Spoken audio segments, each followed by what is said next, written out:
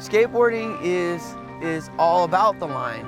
It's all about, you know, seeing yourself through a section and seeing yourself like, it's kind of like a skater's eye in a sense. They just kind of see things from a different perspective, and you see how to get through a certain section and how you're gonna come out.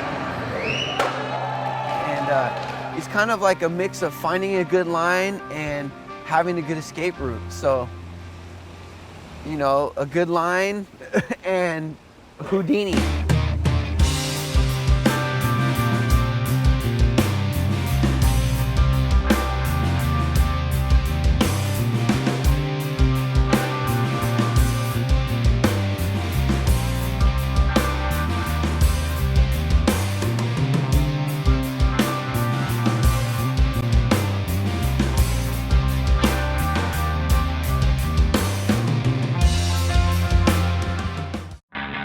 Basically, the Combi Bowl to me is just 2 bowls put together. There's one round bowl and then one square bowl, and connected with this kind of gnarly like hip, like a little peninsula there.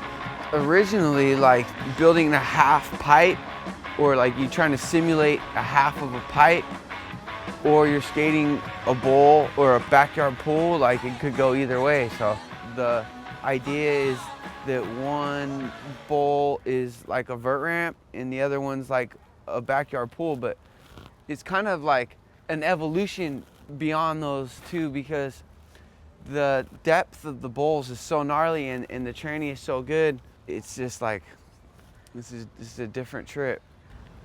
It's just so massive to me, man. I'm thinking from my perspective, it's just like the bowls are so big, and just like almost like you need to have been training in like a vert ramp atmosphere, because it's like the transitions are like 10-foot trannies to like what, 12-foot, 13-foot deep. So it's like it's gnarly. Like the square bowl is just, it's really steep and sharp angles. I think it's around 12 to 13, man. I really feel like it's about 13 feet deep. It feels big. It feels like the walls are like 11-foot tranny to like 2 feet of vert. That's what it feels like to me, but I could be wrong. The hardest corner, I want to say where the peninsula is, it's like right behind that back right corner. If you're looking at it from the judges stand, the back right corner of the square bowl, it just seems like it's hard to get at. It's super hard. It's just like the speed lines are just so drawn out or whatever. You just can't get no speed.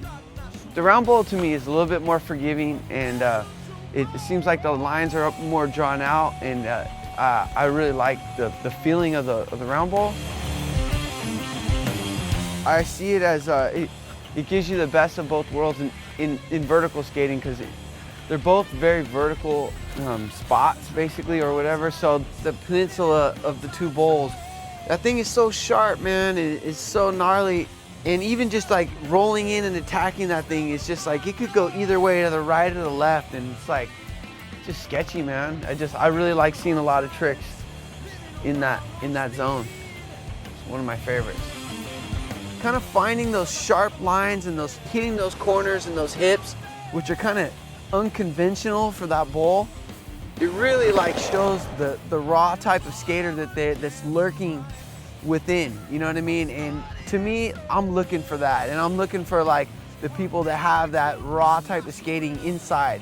And it's not just the tail on the coping, drop in, blast in there, because to me, it's like anybody that had a vert ramp on their corner skate park could be doing that. So I'm looking for like a lot more of a surfing vibe. What I see that really stokes me out inside the bowl is when people are like kind of using a carve line to generate speed to the top of the coping, and they snap the coping and they put it all up on the coping, and they just kind of let the coping have it.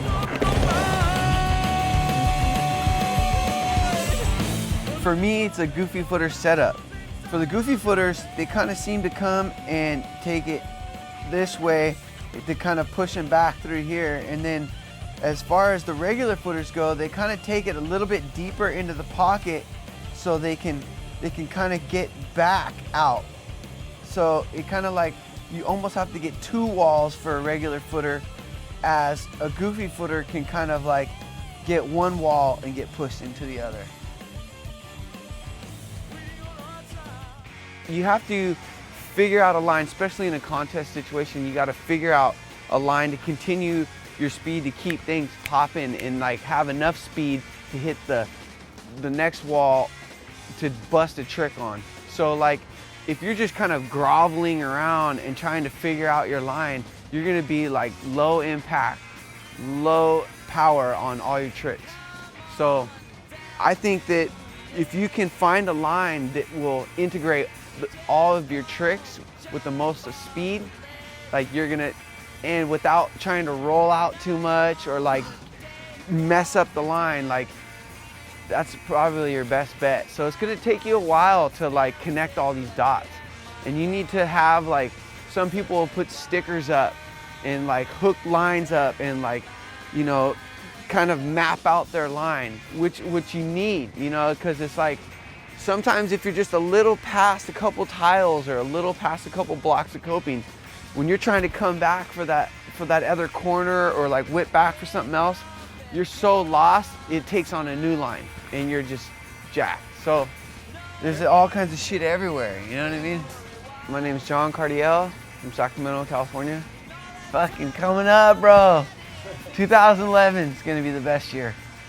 Yeah.